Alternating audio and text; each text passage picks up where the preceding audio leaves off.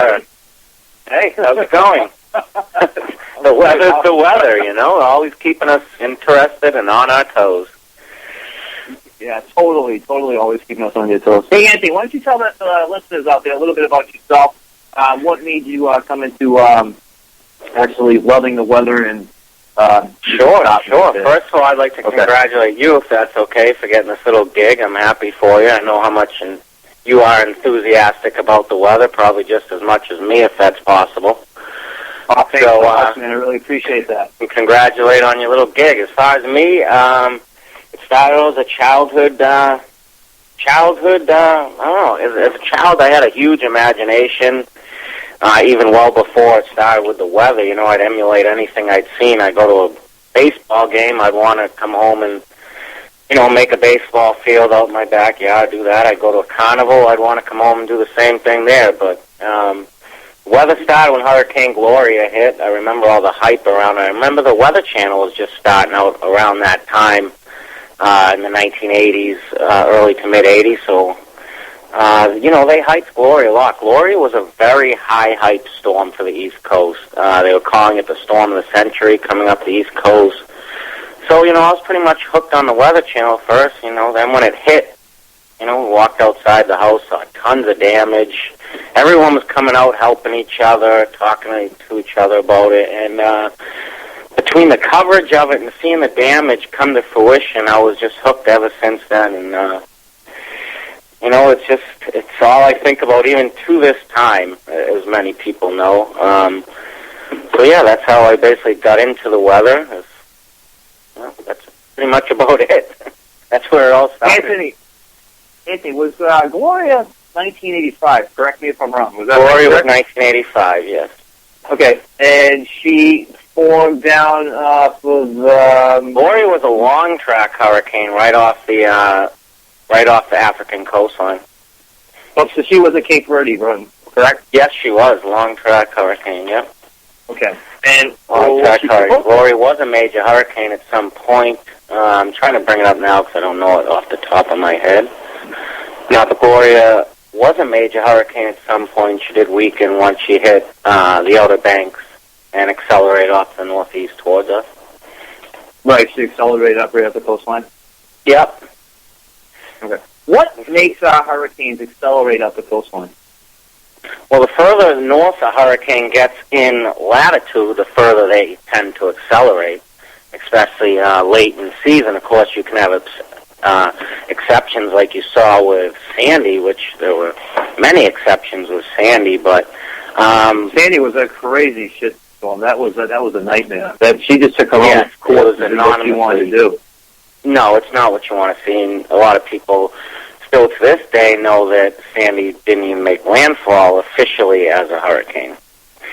Right. So, right. Which is I know there's been a lot of arguments whether that's true or not, but bottom line is Sandy acted like a hurricane, and its effects were devastating from New Jersey to parts of coastal Connecticut. But as far as the acceleration northern latitudes, the ocean currents pick up here.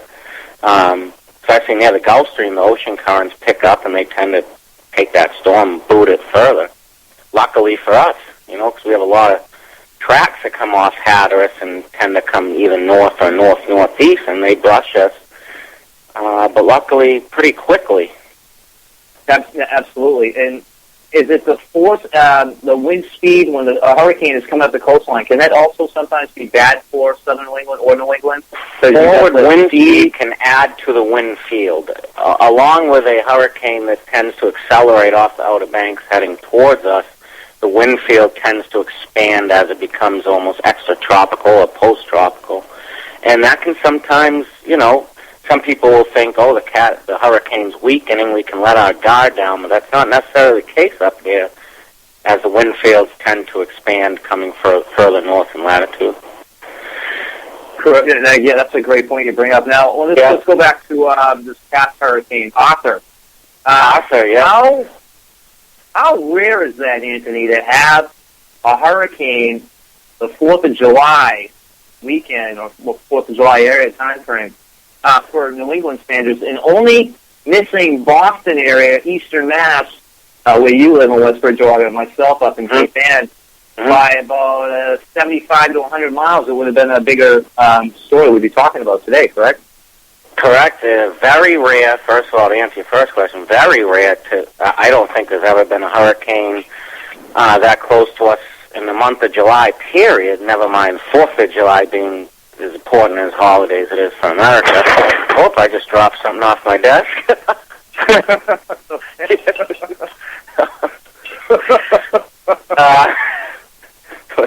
What was that, by the way? That was a whole glass of about 30 pens and pencils I have, and it just slid off and made a big ruckus. No need to be nervous. We're friends. No, I'm just shaking a little bit. So I am too.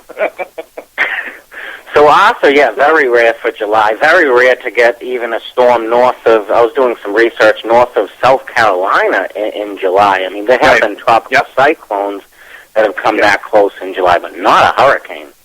Not to have a hurricane sitting that close to us. And I believe I brought up a picture on that day saying, it's the 4th of July. Look, there's a hurricane sitting just south of us, kind of odd. And I got a lot of response from it, and it is odd. It's very odd. Whether that's a sign as to what it points to for the rest of the year, I don't think it has any significance to that. There's other factors I believe we need to be on our toes for the rest of the year, though. I was just going to ask you that. Is it kind of rare to have a blocking setting up now? I mean, I'm looking at the models and for New England and even the whole northern United States or the northern hemisphere. There's going to be like what they call it, a polar vortex? They're calling it a polar vortex. The fact is the polar vortex is always there. And another term for the polar vortex is an upper level low. I mean, it's the same thing. The polar vortex, I mean, polar you should really designate for the winter months because polar is polar. Right. It comes from the pole, the North Poles. And, but yeah, it is a very strong trough or upper level low coming down for July. We are going to see some record lows across the heartland of the U.S., but as far as a polar vortex, you're not going to see me go there and call it that. No, I agree, and I wouldn't either. But you do see Mets out there in the social media, on Twitter, and weather geeks out there that want to be popular or whatnot. Say it's another polar vortex is coming, and we're like, you know what? We're in July. You're not going to get a real cold night in July. Yeah. I mean, you can get some cool temperatures. I mean, that happens in August. We cool down usually in mid-August. I think we start losing that heat, right around the 10th or so in August, and it starts to cool down. So back to the tropics. Yes, so back to the tropics, Anthony. What do you see in signs as far as, I know it's been determined to be a below average season this year.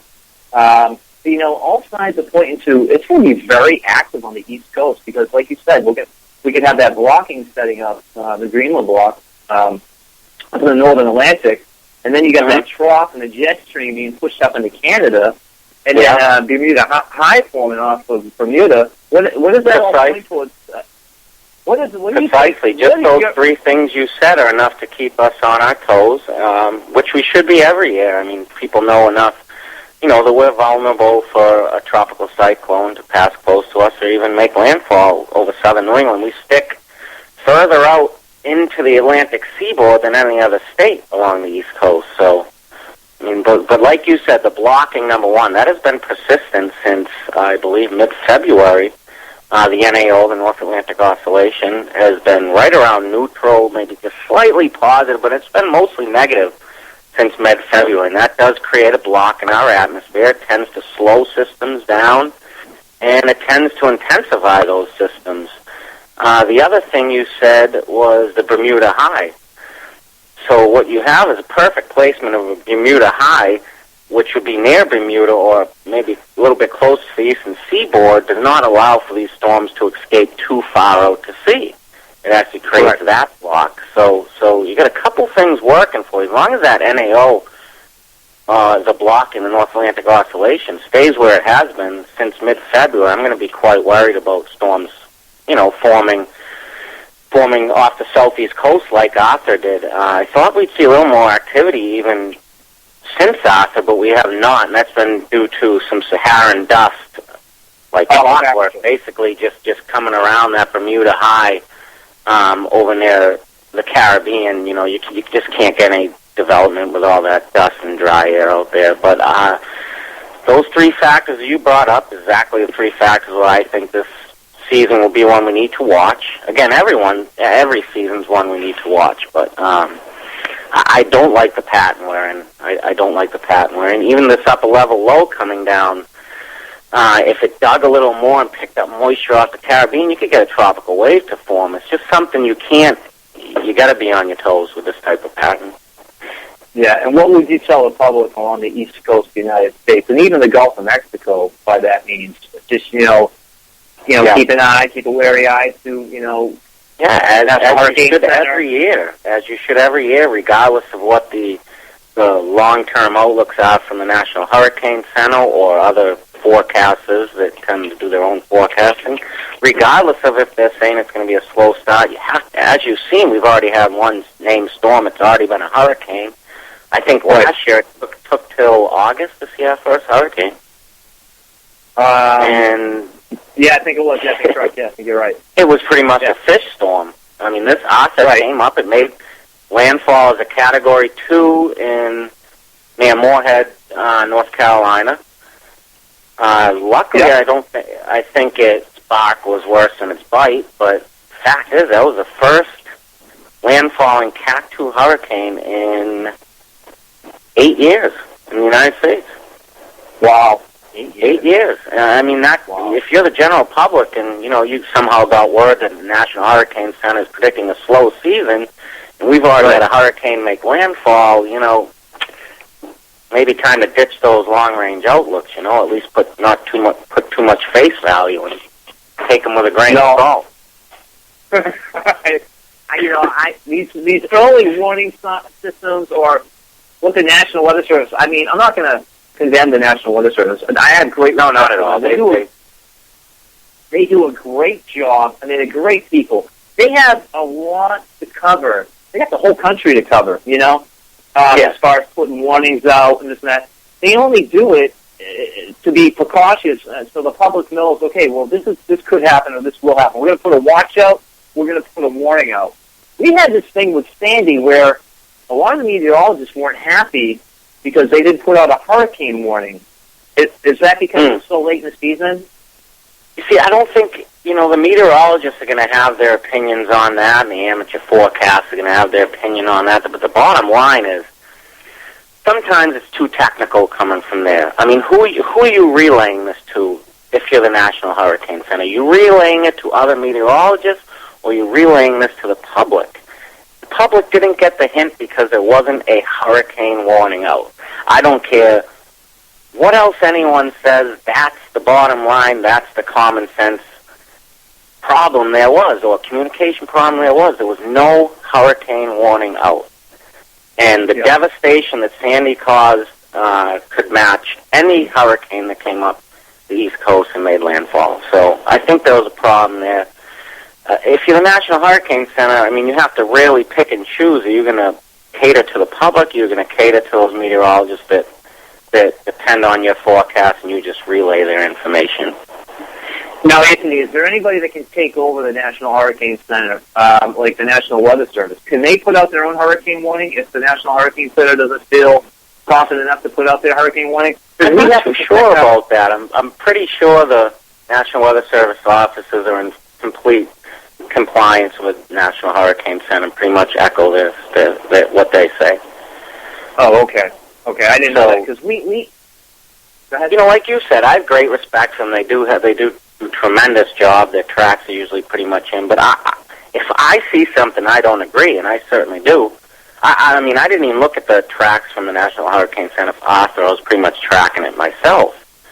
And it ended up being pretty close. But there was disagreements I had. They had Arthur as a tropical storm at first, hitting the Outer Banks, and it ended up a Cat 2.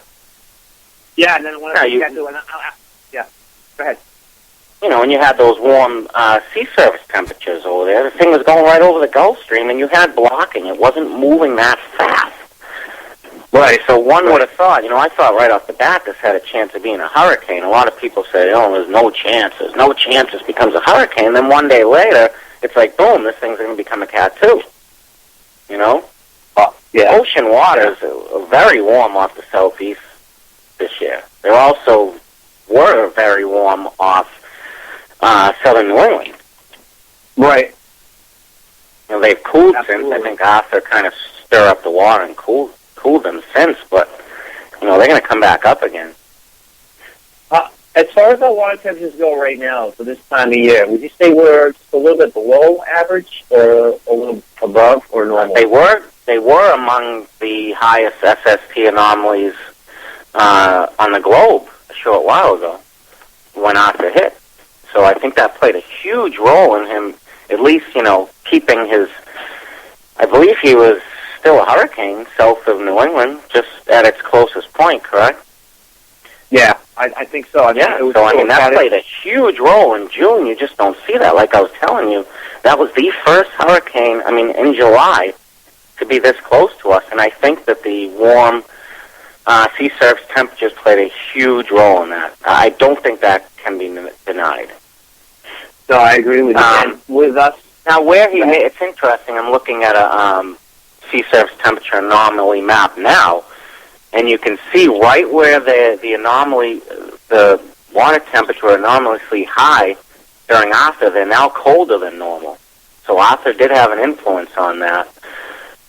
So they have dropped since Arthur. Even the Gulf Stream waters have dropped quite a bit. They're near normal, if not slightly above normal. Wow, the water temperatures have been mixed up. They have dropped, yes. What is it telling you right now that the surface temps are? What's that? What is it telling you that the surface temps are right now? Oh, yeah. Well, they're still 80, 82, 83 degrees, so right around average, slightly above. No, that's not bad. No, that's still. It's plenty warm enough for a storm to do what it needs to do, and I think the blocking is going to help that. The slower a storm's moving, the more it has that time to mature in those warmer waters. So the blocking is going to help that process. Yeah. Anthony, what? Okay, I got a question for you, actually. I see a lot of people in the chat, but they're not. I think they're talking to themselves. Yeah. What is it that excites you so much about forecasting New England weather?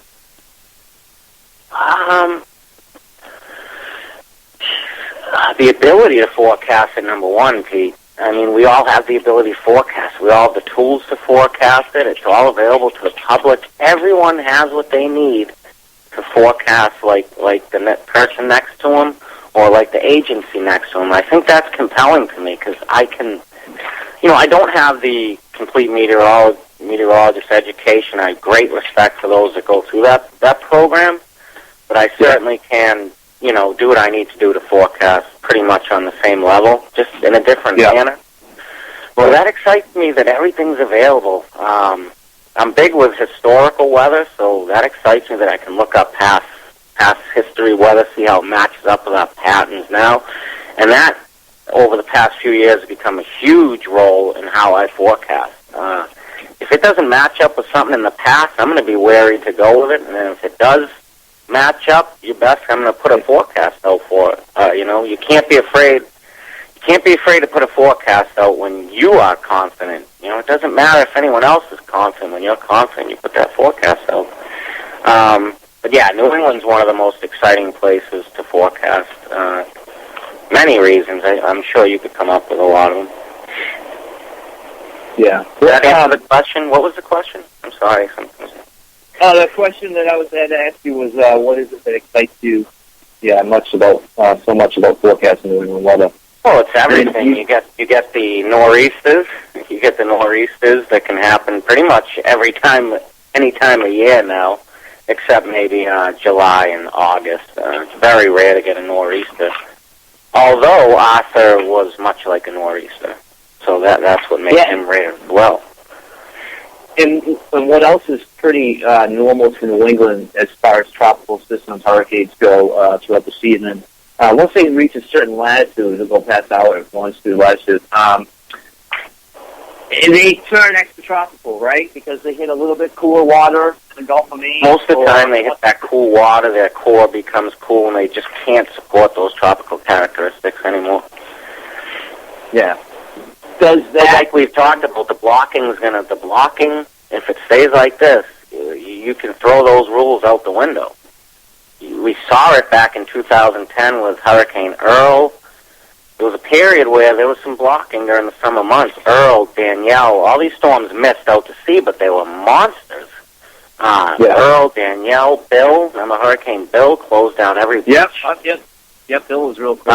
Let's see, Maria, Bill, there was a couple others. Danielle, I think, comes to mind. But these were monster storms, and if you look back, it's where that NAO was kind of hovering near neutral or even slightly below.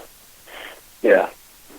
So, Anthony, do you see anything across the country that comes to mind as far as more intense weather going on lately? We're talking California, Midwest, Southwest. The plains. You know what? I just don't. I don't see it. I'm sorry, I didn't let you finish. I don't see it, Pete. This weather's always been there. Extremes of weather has always been there. What's happening is social media is exposing it. So there's the hype of saying, oh, this drought in the Southwest is the worst on record, or what's happening is people are seeing it. We're documenting the weather more. We're seeing these tornadoes more with people taking their pictures through cell phones. So it's making it seem like it's never happened before because we're almost seeing it for our first time. Do you know what I'm saying? No, I mean, back 20 years ago, we weren't getting pictures of tornadoes, or at least sharing them with the public. The National Weather Service might have them stored away. But we weren't seeing this stuff, so now that we're seeing it, I think we're jumping the gun too quick to say that, oh, it's the first time it's happened, or, the weather's becoming more extreme or warm, or, I don't want to get into global warming because I have no stance on that. But I think that the way that it's been shared as of late because of social media, I think that plays a big part in people thinking that this weather is, something new, quote unquote. Yeah, I mean, I was thinking the same thing. We see this all the time, like you said, on social media. We see it in, social media, Twitter, Facebook, YouTube, people putting out videos of tornadoes, capturing, instances of a funnel cloud or something like that. We see this all the time. Just like you said, we see this all the time. Yeah. I mean, there's more people we know about it. We haven't seen it, you know what I mean? So. Right. So, yeah, I don't think there's anything unusual going on. I really don't. I really don't. That's why I don't even get into the global warming or anti-global warming talks or the politics of it. I just, whatever is happening. We're not going to stop it. We are not going to stop it. Either way, if something is going on, which I don't think there is. There's just cycles, whether periods go through, whether they last 2 years, 5 years, 10 years, or as much as a couple decades. Those cycles are going to continue to repeat themselves over and over again. And it's all on how we interpret it and how our perspective is on it. I think social media has changed our perspective on many things with weather. Oh, absolutely. I got a question for you. I'm going through my papers now. I literally wrote down a bunch of things to ask you because I just... Haven't you already asked me like 20 questions? I'm like ready for bed already. I'm trying to outspoke the expert here. I got a question for you. Mine was, as far as accurate forecasting goes, warning the public in advance, can you describe to the listeners out there what makes a severe storm so intense as far as severe weather goes? You know how we have pretty good thunderstorms here in New England, in the Midwest, especially in the Deep South and Texas, South Texas. Mm-hmm. What was the question again? What makes them severe? Yeah. You mean the ingredients, the specific ingredients, or as far as what classifies a severe storm? As far as accurate forecasting severe weather, how accurate are they when they put out there, when the SPC puts out there, severe risk days? Because I've seen days where New England wasn't in a risk, or watch, and we got ran the last couple. Or vice versa. I think again, Pete, that comes down to they have the same tools we do. So basically, you're just reading another opinion. They are very good at what they do at, and 90% of the time, from what I see and hear, their boxes or their areas of concern are pretty close to where the actual damage or thunderstorm occurs. But once again, in a thunderstorm environment, you can get a pretty good idea, or a box, or a polygon drawn up, or mesoscale discussion as to where that activity is going to occur. Like I said, a general area, but you just can't. You cannot locate a thunderstorm 3-4 days in advance. Never mind that morning. You know what I'm saying? So I mean, a thunderstorm. We've known. Let's take, for instance, this unsettled period coming up ahead of that trough, Monday through Wednesday. We know we are going to get thunderstorms. That is the forecast. We are in for an unsettled period and quite an active period. But we don't know where exactly they are going to be. You can get the general idea, or, you're going to have some people say, the marine influence is going to kill them. Some people say that every time. Some people just come out without even looking and say, I'm near the ocean, I'm not going to get thunderstorms. But every setup's different. This one's a little different. We have not had a trough like this in July in a long time, never mind this year. So I think everyone's in on the game on this. But the things you look for thunderstorm development, of course, the sunshine is very important, especially when you don't have that wind shear and those lapse rates during those nocturnal storms that we see to support it. The sunshine is number one ingredient, as most people know. You need the heating. You need the you need a trigger. And you need a trigger most of the time, which a trigger can be a cold front, it can be a surface trough, or it can be some upper level energy, which many times produces that cold air loft. That just never fails, whether it be nice looking clouds in the sky or thunder showers with hail. That cold air loft, very important for storm development. Well, that's a good question, and you bring up a good point. Let's talk about clouds for a minute. Most of our listeners out there probably don't know the certain type of clouds and features, but let's say a storm system was approaching, whether it be severe or tropical or even winter time. How would you describe, tell them about the clouds that you would see before a hurricane or before a severe thunderstorm or before a snowstorm? Well, I think what most people know is, first of all, you start off with some high clouds in the sky. You have to get those high clouds going first, and they lower. And there's classifications. The high clouds are the cirrus. You get down to mid-level clouds like the altocumulus, and you get down to the lower clouds like the stratus and the cumulus clouds. And so, I mean, I don't think it's a long enough show for me to go through them all. It's certainly, there's a lot of clouds to go through. There's a lot of clouds. There's a lot of scientific names.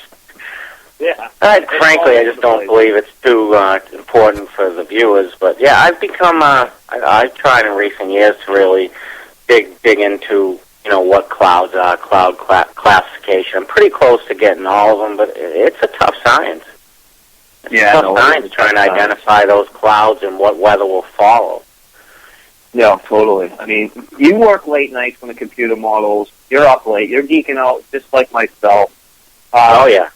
Too much. You got to work the next day like I do, and like, oh crap, I got to get up at 5, 6 a.m. You're in the landscaping. I used to do the exact same thing, and you're like, I got to wait for that computer model to come in. I want to see, if the track's going to change. But you don't base your whole forecast on the computer models. I do not. No, personally, I do not. I mean, but there's no rules, Pete. There's no rules. A lot of people in the weather industry, amateurs, think they have to follow rules. There are no rules when forecasting weather. There's no rule that says the latest model run is better than the one that it showed 2 days ago. Right. Models. I've become, a big part of my forecast is seeing their trends. And I'm seeing that kind of spread around Twitter a lot more these days, how they're trending. And, you have to follow. You can't just look at the latest model and and forget about the previous run. Yeah. You've seen these previous model runs verify more than sometimes the latest runs. But trends with me are a big thing with models. I never bash a certain model. If it has an idea and I think it matches up with the patent as laid, I don't care if it's the, is there a Puerto Rican model? No. Puerto Rican model, or if it's I don't know. That's the first we heard of that out there. Someone just said the CMC sucks. Now, someone just said the CMC sucks. You know, JMA is horrible. We're getting these comments here. I don't know where these people get this from. It must be from the meteorological community that tries to make jokes about this, because the CMC has a great look, I believe, for the sun-settled weather come up. And the CMC had a great winter, in my opinion. You know, it wasn't the best model every storm, but... Yeah, the CNC had a great winter. The GFS, however, we can have our agree and disagree with the GFS. Sometimes it puts out weather point out there that, like, wow, we're going to get this storm, that's awesome. And then what? Yeah, the GFS has outperformed the European quite a bit since... I believe that the European model was a fantasy model. See, I don't like to get into too much talk about the models because it's how I interpret them. It's not how the whole world interprets them. So I'm just giving you my opinion on them. Can you tell the listeners out there what exactly we're talking about models? I don't think they understand the GFS, CNC, and all that stuff.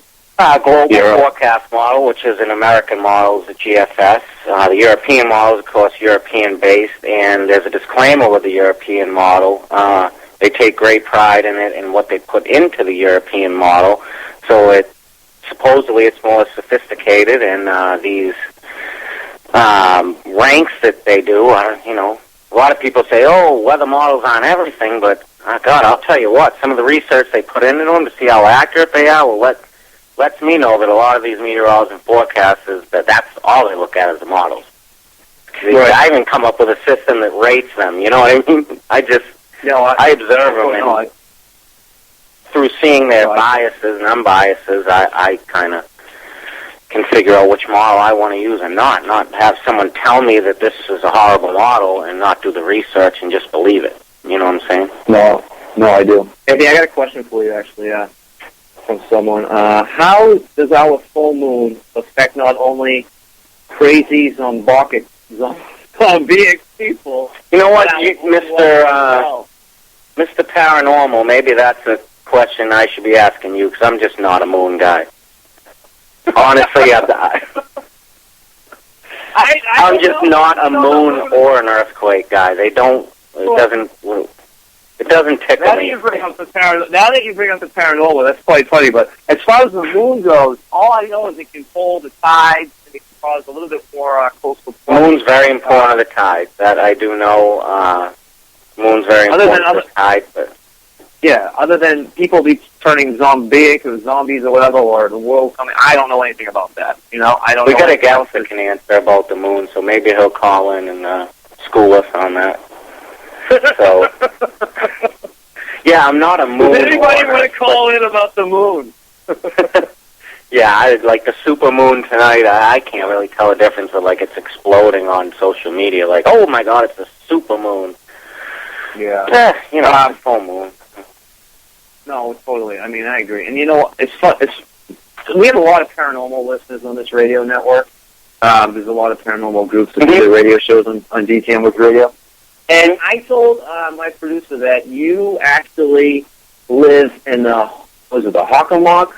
The Hockomock, the Hockomock swamp area, yeah. Triangle, right? Yeah, it's a little creepy around here. There's some creepy happenings.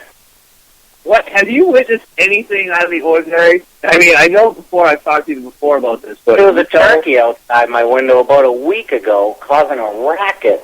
Right outside my bedroom window, I look out and he's like staring at me. This is like 8 in the morning. I'm like, what is going on here? This turkey knows I'm inside the house. He's staring at me out the window. You know, he's bearded and he's strutting his beard. I'm like, this is just weird stuff. Right. I don't know. There's some weird stuff that goes around. It's very quiet at night around here. there's been rumors that Bigfoot was spotted somewhere in the Hockomock Swamp, but there is actually a big history around, and you can view an hour-long documentary about it, even on YouTube, I believe. Yeah, I did some research on the Hockomock, and there's some really crazy stuff that actually goes on over there. There were Bigfoot sightings. I wouldn't say it was Bigfoot. People said they seen UFOs down there. It's just a really crazy place to really, if you're a paranormal group, you want to get down there and you want to investigate that area, because especially at night. But I know you probably wouldn't go out there. Oh, definitely, definitely. There are a lot of documents. You look up the Bridgewater Triangle, the Hockomock Triangle. I got a few people that joke with me, that says I'm so messed up because I live in the Hockomock area. Or like when I say something they don't believe, he's like, "Hey, the Hockomock's getting you again, So it's well known. Yeah. And back to the weather. This is Saturday night. We don't have that many callers, so we can talk more. Okay. I believe. All right. I believe that.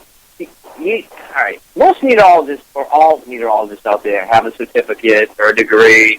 They can go on. They can get paid for what they do, and that's great. But I believe that you don't have to have that certificate or degree. If you have the same experience, the same passion, and you're just as good, especially you. I'm talking about you, Anthony. I mean, you're one of the best. You're one of the best. I appreciate that. All right? I appreciate that. I have so much respect for you, bud, and praise. And your forecasting and that's likewise. Superb. Your forecasting techniques are superb, and money.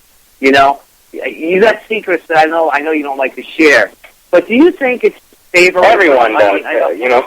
Everyone has secrets, But I don't hold in too much. I usually share what I see. There's no advantage to me. I think social media is kind of exposed. I think there's a lot that meteorologists hid in before or kept secret before social media exposed it. I mean, it's not a bad thing. It's just a fact. I think it goes along with a lot of industries like that. But continue on about... Go on. I'm sorry. Do you think that weather geeks alike, like ourselves, or I wouldn't call us weather geeks. We're more like weather men, weather enthusiasts. I just call myself into the weather, and, I don't have to label myself anything. Right. But if I somehow got my certificate in meteorology, it wouldn't change me one bit. It wouldn't change the way I think. It wouldn't change the way I interact with people. It wouldn't change me one bit. You can't change for who you are, and you want to keep what you have. You know what I mean? As far as going back to saying, do I think people need the certificate? No, I don't.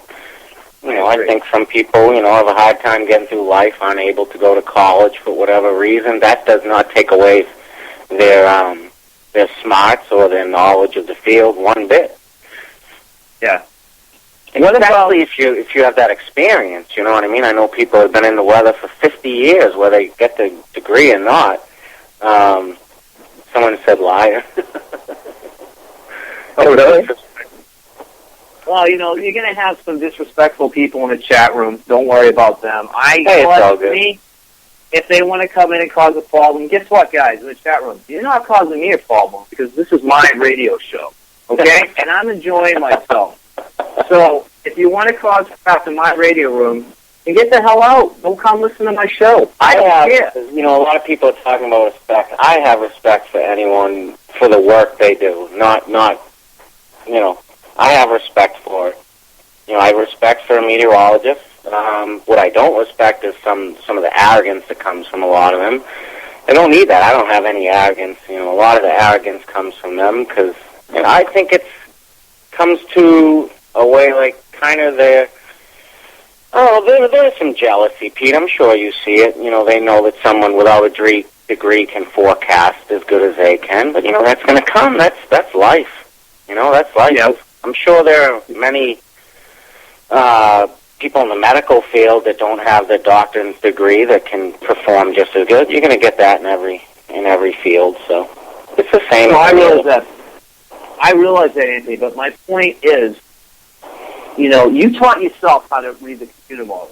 right? Yep. I had go some friends that showed me how to.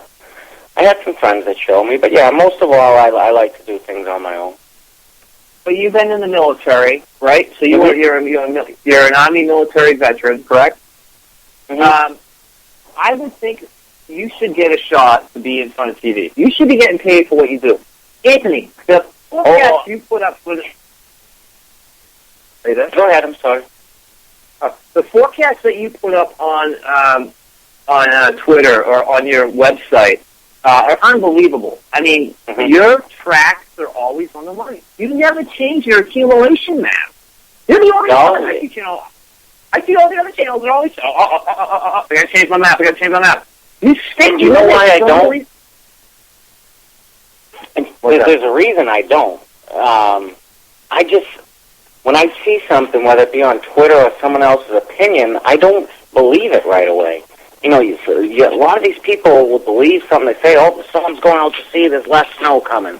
You know, I look at that and I just, kind of, all right, I just looked at it, but I do my own work. You know what I mean? Yeah. I have all the tools to do my own work. So I stay consistent. If I believe something, nobody's going to change my mind. Right. Nobody is going to change my mind unless I see it for myself. That's just the way I forecast. And then, everyone has their different styles, and I respect that. But nobody's going to change my mind unless I see it for myself. Right. And But I appreciate your kind comments. I try and stay consistent because when I put out a forecast, I want it to be just that, a quote-unquote forecast. I don't want it to be something that's going to change every day. These models will change, but eventually they come back to their regular solution. And when you add to that the prospect of historical weather, I'm big on analogs, especially in the winter and with tropical. Oh, you're excellent. You are so good on going back to dates and analogs and past history storms. Yeah, I love that about you, because if I need something, I can go, hey, Anthony, what do you got for 1973? I'm looking for Nor'easter. It hit in January. You know what I mean? I think that's so important. I think that's so important, because more than not, our weather's future, what am I saying? Our weather's past leads us into our weather's future.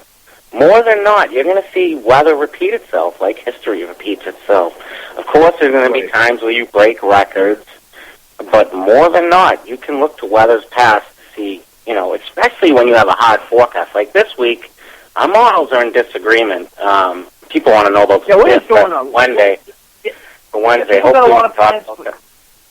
What's that? Yeah, people got a lot of plans for Monday, Tuesday, and Wednesday. I'm still on vacation till Tuesday. I'm hearing this thing of a significant severe weather threat for New England Monday.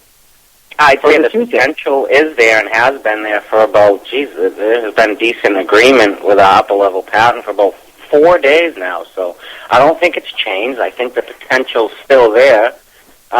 People are saying bust. That might be true for their backyard in their little 4,000 square foot area, but we forecast a bigger area. You're forecasting for multiple cities. Not everyone's going to be happy when a severe weather event happens. Not everyone's going to see it. Like we said, these things are hit and miss very hard at times, but the potential is there. The potential has not changed. And you got to add to that this anonymously strong July upper-level trough coming through, and I think that's going to enhance. It's going to enhance our threat of seeing this. In my opinion, there is going to be a fairly large severe weather outbreak between Monday and Wednesday. Are we talking? We don't want to, get the public all nervous or anything like that. But are we talking maybe tornadoes? Well, the potential is definitely there for tornadoes. The wind shear is there, the electricity values are there, the humidity is there. I was speaking to someone, again, another person I respect from Western Mass Weather. His name's Sen. He goes to UMass Amherst. You know Sen. He pointed out, right when I talked about the severe weather, and I posted a map, a little hand-drawn map. Posted the similarities to June 1st, 2011. Everyone should know that date in southern New England. You have that upper level low north of the Great Lakes, and you have a surface low southeast of Hudson Bay, and you have a cold front trailing from that surface low. That's the exact setup we saw back in June of 2011 when that severe weather tornado outbreak hit southern New England. What I'm seeing now, I'm kind of backing away from that just a little bit. What I'm seeing now is that surface low is not going to be as strong, and I think that's going to be the difference. That surface low southeast of Hudson Bay is not going to be as strong. I believe it was a 992 millibar surface low back then. I think we're looking maybe at 999 now. Yeah. So, I mean, there's your difference there, but it is a very similar setup. So, well, we're just gonna have to keep on our toes. That's what you got to do. I get all these comments. Oh, Southeast Mass is going to get screwed again. The coast is going to get screwed again. I mean, you know what? Put out your own forecast if you're sure of that. You know what I mean? You don't have to tell me that. I know there's a good chance. Just put out your own forecast saying that and stick with it. I'm not going to say that. I think it's time that these things shift a little further south and east. Someone's going to get hit hard between Monday and Wednesday. And I do believe there will be quite a few tornado warnings in that time.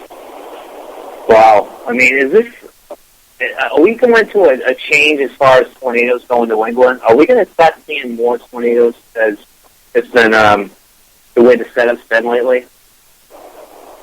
You know, is it scary? Is it something to be concerned about? Because there was a tornado warning in Boston last week.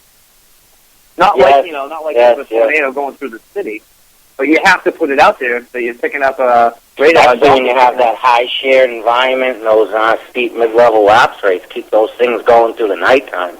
I think that was at nighttime when those on the tornado. Yeah, I mean that had nothing to do with the sunshine. I mean, you got people that preach this. Oh, you got to have the sunshine. These storms just die at night when the sun. That's not true. That's not true. You see that in the Midwest, those high share environments. We have a high share environment potential Monday through Wednesday. And that's something that you would see on the Midwest, correct? Yeah. Oh, yeah. Well, are we talking Cape 3000? Cape. You're talking Cape. Convective available potential energy. For people that don't know. It's going to be pretty high. I don't see it as high as back in June of 11, but it's going to... Let's just say it's going to be sufficient enough to produce. I see 15 to 2,000. I think it can go as high as 3,000, given, enough sunshine during the day. And the more Cape you build up during the day in a high-shared environment with those mid-steep lapse rates, it can last well into the nighttime. So I'm a little worried, even right for those nocturnal storms. Probably Tuesday night. Right. I see people in the chat room saying, please respect the National Weather Service Met. Oh, I have a great respect for them, but I'm not going to follow everything they say. I'm not a puppet. I'm not anyone's puppet, number one. I have great respect for what they do, but they are not in control of what I say or what I forecast. Right. And I mean no disrespect by that. I can do it on my own. I used to read the forecast discussions quite a bit. I haven't read an area forecast discussion from the National Weather Service in probably close to 5 years. Yeah, I mean... I figured out I don't have to. I was getting to a point where when I was forecast, the same thing they were saying. You know what I'm saying? Yeah. Right. I have much respect for the National Weather Service and what they do. I know it's a tough job that they do, and they have a lot of area to cover. I have much respect for a lot of the meteorologists out there. I have much respect for weather enthusiasts and geeks like myself, enthusiasts. I love the enthusiasm the younger people have. I absolutely love to see it. Doesn't it kick you in the ass? I mean, it's great. It's amazing. It's amazing. I thought, I was so into the weather. I thought there wasn't people like me. It's insane. It's insanity. And I love it. I love conversing with them. I love showing them things. I love sharing them things. I love teaching them things, Yeah, it's great in that, and they Someone says not reading AFDs is just for having a big ego. Why would a meteorologist need to read an AFD? That's my question. If you're a quote-unquote meteorologist, why do you have to read an AFD? No, I know. Answer me that, 7320. And I know if that you're a meteorologist, why do you have to read an AFD? I don't have a big ego. I just don't need to read it. Do you know what I'm saying? I don't need to make a forecast. Right. No, I totally respect that. I mean, that's your... And this thing, like people saying, there needs to be consistency between meteorologists, there needs to be agreement. No, there doesn't. That's what makes us individual forecasters. You're giving the listener a choice to pick you or someone else. That's what every business is like. That's what every job is like. Not all landscapers do the same job. You know what I'm saying? They all have their different styles. Not all doctors have to follow what another doctor does. They all have their individual. Yeah. Everybody has their individual style, individual technique. And, you know, we learn and share from each other, and that's great that we can, it's seen with the meteorologists on Twitter. And friends, and, I could name 1,000 of them right now, can tell you that. It's all our friends on Twitter. We got, Ryan Britton, and Valley. They're entering kind of a world, an unknown world, though. You know what I mean? I think the enthusiasts understand Twitter. Meteorologists kind of enter an unknown world, but, they could still do their job away from Twitter and still have the response they have. They have TV, you know what I'm saying? So. Yeah. I think what happened tonight in the chat room, and it really disappoints me, because this is all my second show. It's nothing to do with you, but I'm really upset with the people in the chat room tonight. Disrespecting my guests. That is totally wrong, and you will. If I find out who you are, you'll be banned from it for good. I mean, this is a weather show to learn, to teach the public, and I have respect for every meteorologist, every weather freak, fanatic, geek, whatever out there. Anthony knows who I am, and he knows I have respect for everybody. A lot of people do know me, and I'm blunt. I'm pretty blunt. When I have something to say, I'll say it. But I try not to disrespect. When I do disrespect someone, it's when they're posting something that's not true, and they have others led to believe that it is true. A lot of times, and trying to straighten things out. Hey, look, that's not true, so don't spread. But back to can I just make a comment more about the younger generation here? Yeah, go ahead. It's amazing how many people are into the weather, and I hate seeing manipulation, because a lot of people like to manipulate younger people, so they get them right off the bat, with these lies about certain models being rubbish and all that. So, that's the part I don't like, Teach them, support them, but don't manipulate. No, I hear you. There's no set of rules. You don't have to follow what the National Weather Service says or does. Again, they're respected. They're the government agency, but, don't believe in... I've always had something in life. Believe nothing of what you hear and only half of what you see, and I try and remind myself of that every day. Yeah. Anthony, we're almost running short. We got about just under 5 minutes left in the show. That is fun, huh? Went by quick. Dude, we didn't even get to talk about nor'easters tonight. Brief question. Oh, let's do it for a few minutes. Nor'easter. No, go on to what you got to do. Call for nor'easter. First snowfall amount, your prediction for this year, how much, and when will the first nor'easter hit in 2014, 2015? You're asking me how much snow we're going to get this winter? No. First amount. First amount. Nor'easter. Yeah. The first nor'easter will occur in early December this year.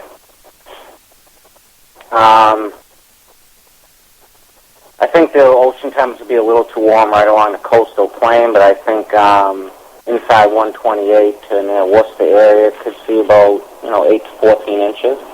I like that setup. I've already have my analog looking ahead to the next winter, my analog year, and what I'm seeing.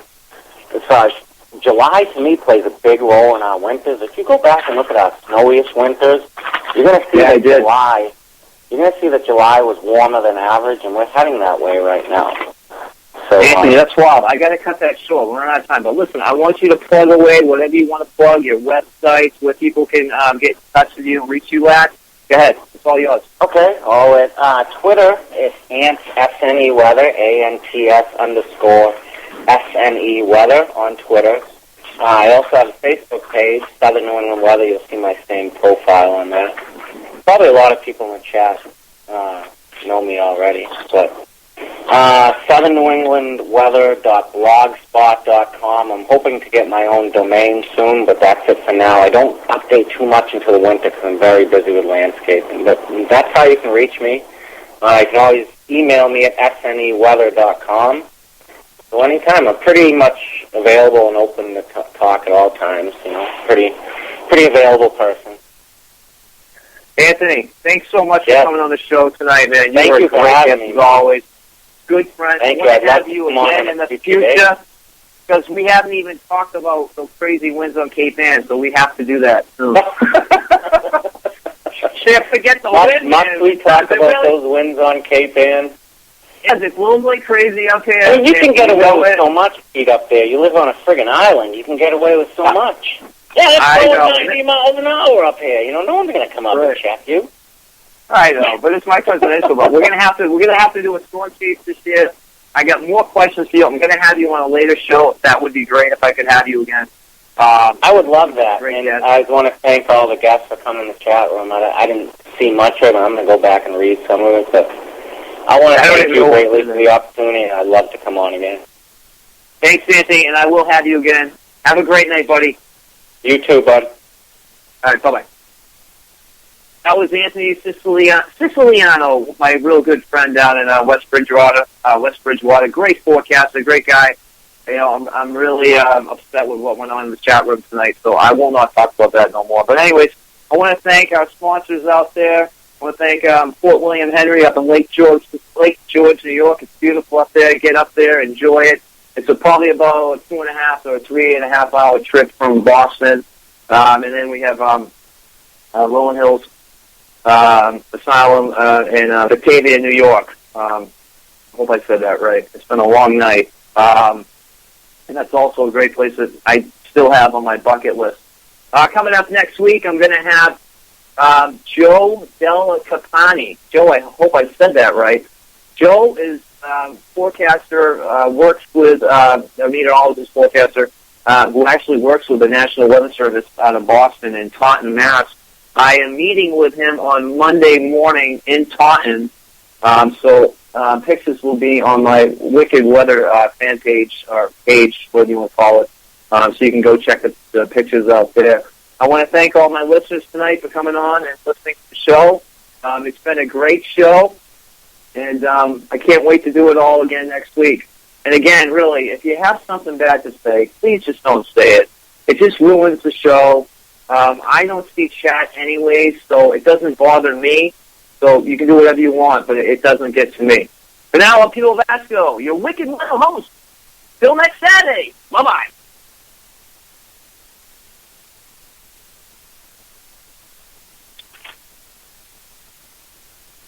Thank you for using Blog Talk Radio.